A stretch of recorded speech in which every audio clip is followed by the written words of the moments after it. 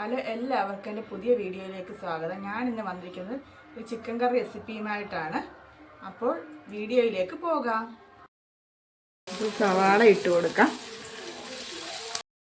അപ്പോൾ ആദ്യം നമുക്കൊരു പാത്രത്തിൽ എണ്ണ വെച്ചിട്ടുണ്ട്. അത് ചൂടായി അതിലേക്ക് സവാള ചേർത്ത് കൊടുക്കുകയാണ്.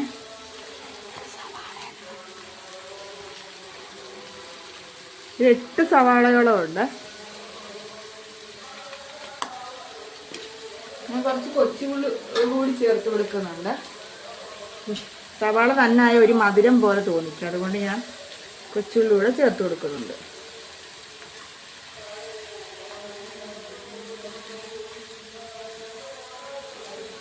ഒരു പച്ചമുളകാണ്, 8 പച്ചമുളക് എടുത്തിട്ടുണ്ട്. അപ്പോൾ ഇത് വഴറ്റി കൊടുക്കാം നമുക്ക് നല്ലവണ്ണം.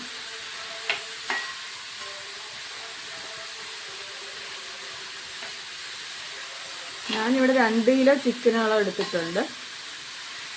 2 കിലോ ചിക്കൻ, അതിൻ്റെ വേസ്റ്റൊക്കെ പോയി കഴിയുമ്പോൾ 1.25 കിലോളൊക്കെ വരും. ഇതിലേക്ക് ശകലം മഞ്ഞൾപ്പൊടി ചേർത്ത് കൊടുക്കാം. ഒരു 1/2 ടീസ്പൂൺ മഞ്ഞൾപ്പൊടി ഞാൻ ചേർത്ത് കൊടുത്തു.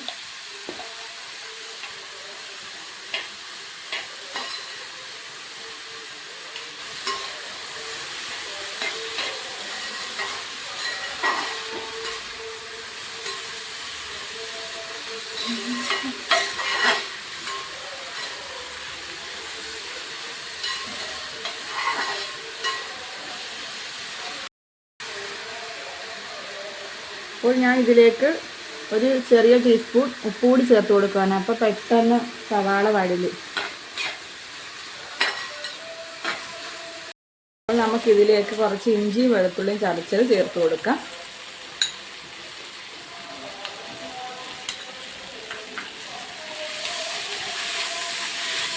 നന്നായി ഇളക്കി കൊടുക്കാം.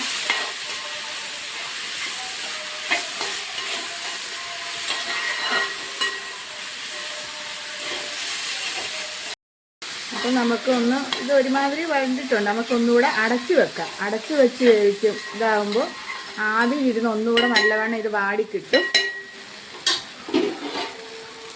അടച്ചു വയ്ക്കുകയാണ്. ഇതൊന്ന് അടപ്പം മൂടി ഒന്ന് മാറ്റി ഇളക്കി കൊടുക്കുകയാണ്. ഇളക്കി വഴറ്റിക്കൊണ്ടിരിക്കാം. ഇനി നല്ലവണ്ണം വഴരാനുണ്ട്. ഇത് ഞാനിവിടെ എടുത്ത 8 സവാള എന്ന് പറയുമ്പം ചെറിയ അത്ര വലിപ്പമുള്ള സവാളയൊന്നും അല്ല എടുത്തത്. പിന്നെ ചിലവരാണെങ്കിൽ എന്തുവാ സവാള ഒന്ന് വാടി കഴിഞ്ഞതിന് ശേഷമാണ് എണ്ണ ഒഴിക്കുന്നത്. പക്ഷെ ഞാനിപ്പോൾ ഒഴിച്ചതെന്ന് വെച്ചാൽ എണ്ണ ഒഴിച്ചിട്ടാണ് സവാള ഇട്ട് കൊടുത്തത്. അങ്ങനെ ഇത് ഞാൻ നല്ലവണ്ണം വെള്ളം എല്ലാം തോത്തിയതിന് ശേഷമുള്ള സവാളയാണ്, അതുകൊണ്ട് കുഴഞ്ഞിരിക്കത്തില്ല. എന്നാൽ ഒന്നുകൂടെ അടച്ച് വയ്ക്കാവേ.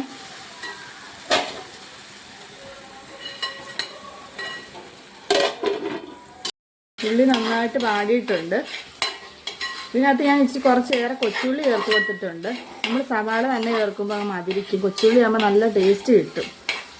അത്യാവശ്യം വലിപ്പമുള്ള കൊച്ചുള്ളി, അതുകൊണ്ട് നല്ല ടേസ്റ്റും ആയിരിക്കും. അപ്പോൾ ഇതിലേക്ക് ഞാൻ ഈ പൊടികൾ ചേർത്ത് കൊടുക്കാം. പൊടികളൊക്കെ ഞാൻ നേരത്തെ ചൂടാക്കി വെച്ചിട്ടുള്ളതാണ്. ചൂടാക്കി വെച്ചിട്ടുള്ളതായതുകൊണ്ട് ഇതിലേക്ക് ചേർത്ത് കൊടുക്കാം. മല്ലിപ്പൊടി 2.5 സ്പൂൺ മല്ലിപ്പൊടി ചേർത്ത് കൊടുത്തിട്ടുണ്ട്.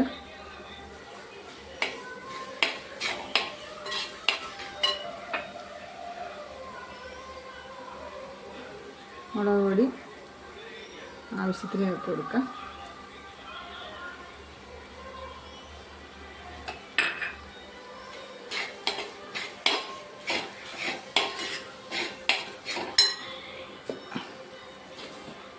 മഞ്ഞൾപ്പൊടി ഞാൻ സവാള വഴറ്റാൻ നേരം ചേർത്ത് കൊടുത്തതായിരുന്നു.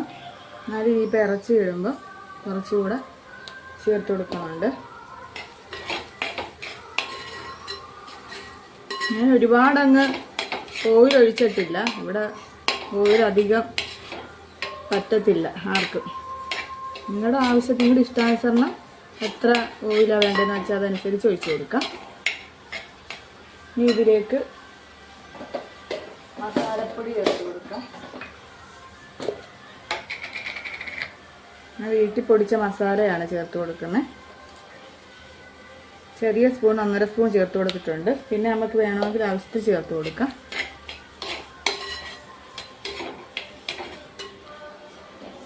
കുരുമുളക് പൊടി കൂടി ചേർത്ത് കൊടുക്കാം.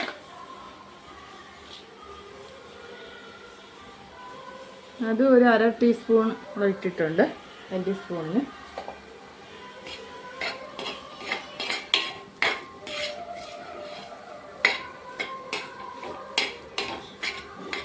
ഉപ്പ് പൊടി ചേർത്ത് കൊടുക്കാം. ഇവിടെ റോസ് നിറത്തിലിരിക്കുന്ന ഉപ്പെന്ന് വെച്ചാൽ ഞാൻ ഇന്ദുപ്പാണ് ഉപയോഗിക്കുന്നത്. ഇവിടെ അതായത് ഈ നിറം, ഇവിടെ ഞങ്ങൾ ഇതാണ് ഉപയോഗിക്കുന്നത്. കറിവേപ്പില കൂടി ചേർത്ത് കൊടുക്കാം. ഈ പൊടികളെല്ലാം ഇതിനകത്ത് ചേർത്ത് കൊടുത്ത് നല്ലവണ്ണം വഴറ്റിയതിന് ശേഷം നമുക്കിതിലേക്ക് ചിക്കൻ ഇട്ട് കൊടുക്കാം.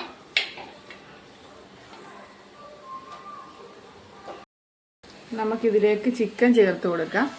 ഞാൻ നല്ല വലിപ്പത്തിലുള്ള കഷ്ണമാണ് ഈ ചിക്കന്.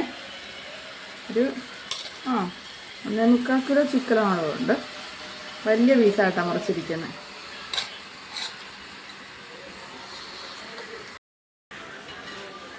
ഇതെല്ലാം കൂടെ ഒന്ന് യോജിപ്പിക്കാം നമുക്ക്. ആവശ്യം നല്ല വലുപ്പത്തിലുള്ള ചിക്കനായിട്ടാണ് ഞാൻ കണ്ടിച്ചിരിക്കുന്നത്. അപ്പോൾ ഇതിനകത്തോട്ട് ചെറുതായിട്ടൊരു കുറച്ച് വെള്ളമൊന്നും തളിച്ചു കൊടുക്കുന്നതേ ഉള്ളൂ. ഒരുപാട് വെള്ളം ചേർക്കുന്നില്ല. എന്ന് വെച്ചാൽ ചിക്കനകത്ത് വെള്ളം ഇറങ്ങിക്കോളൂ. അപ്പോൾ ഈ വെള്ളം ഈ ചെറുതായിട്ട് തളിച്ചു കൊടുത്തിട്ടേ ഉള്ളൂ. ഞാൻ വെള്ളം ഒരുപാടങ്ങ് വെച്ചിട്ടില്ല. ഇനിയും എന്നിട്ട് നന്നായി ചിക്കൻ ഒന്ന് തിള വരുന്ന ഇച്ചിരി ഫ്ലെയിം ഇട്ട് കൊടുക്കുക. ഒന്ന് തിള വന്ന് കഴിയുമ്പോൾ നമുക്ക് ചെറിയ ഫ്ലെയിമിലിട്ട് ഇങ്ങനെ അടച്ച് വെച്ച് ഇങ്ങനെ വേവട്ടെ. നമുക്കിതൊന്ന് തുറന്ന് നോക്കാം. തുറന്ന് നോക്കി ഒന്ന് ഇളക്കി കൊടുക്കാം. ഞാനിവിടെ മുളക് പൊടി ചേർത്തിരിക്കുകയെന്ന് വെച്ചാൽ ഇവിടെ നല്ല എരിവുള്ള മുളക് പൊടിയാണ്. അതാണ് ഞാൻ അത്രയും ചേർത്തത്. നിങ്ങൾക്ക് എരിവിൻ്റെ അനുസരിച്ച് ചേർത്ത് കൊടുക്കാം. എനിക്ക് പിന്നെ ഒരുപാട് കളറും ഒന്നും ഇഷ്ടമല്ല. കുരുമുളക് പൊടി ചേർക്കുന്നുണ്ട്. അപ്പം അതുകൊണ്ടാണ് ഞാൻ ഇത്രയും ചേർത്തിരിക്കുന്നത്. കുറച്ച് ചിക്കൻ മസാല കൂടി ചേർത്ത് കൊടുക്കാം. ഞാൻ നേരത്തെ ചേർത്ത ഗരം മസാലപ്പൊടിയായിരുന്നു. അത് ഞങ്ങളുടെ വീട്ടിൽ പൊടിച്ചത് തന്നെയായിരുന്നു. അപ്പോൾ കുറച്ചൊരു ഇച്ചിരി ഇതിന് വേണ്ടി ഞാൻ കൂടുതലും ഉപയോഗിക്കുന്ന വീട്ടിലെ മസാല തന്നെ. പിന്നെ ഒരു ചിക്കൻ്റെ ഇതിന് വേണ്ടിയിട്ടാണ് ഇത് ചേർക്കുന്നത്.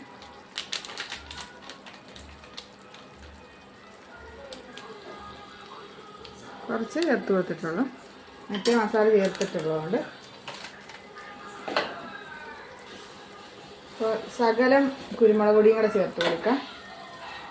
ഇവിടെ കുരുമുളകിൻ്റെ ഇത് ഒന്നുകൂടെ നമുക്കിത് ഇളക്കി കൊടുക്കാം. ഇളക്കിയിട്ട് അടച്ചു വെക്കാം. ഇപ്പോൾ എല്ലാം കറക്റ്റ് പരിവായിട്ടുണ്ട്. ഉപ്പും എല്ലാം കറക്റ്റ് പാകത്തിനാണ്. അപ്പോൾ നമുക്കിതിങ്ങനെ ചെറുതീയിൽ ഇരുന്ന് ഇതേപോലെ തന്നെ അരപ്പൊക്കെ പിടിച്ചിരുന്ന് നല്ല സെറ്റായിട്ട് അവിടെ ഇരുന്ന് അങ്ങനെ ആവിയിലിരുന്ന് വേവട്ടെ.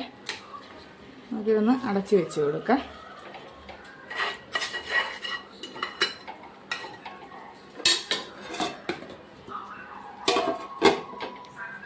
നമ്മുടെ ചിക്കൻ കറി എല്ലാം വെന്ത് പാകമായിട്ടുണ്ട്. അതിൻ്റെ പുറത്ത് ഞാൻ കുറച്ച് മല്ലിയിലയും കറിവേപ്പില കൂടി ചേർത്ത് കൊടുത്തിട്ടുണ്ട്. പിന്നെ നമുക്ക് സെർവിങ് ഡിഷിലേക്ക് മാറ്റാം.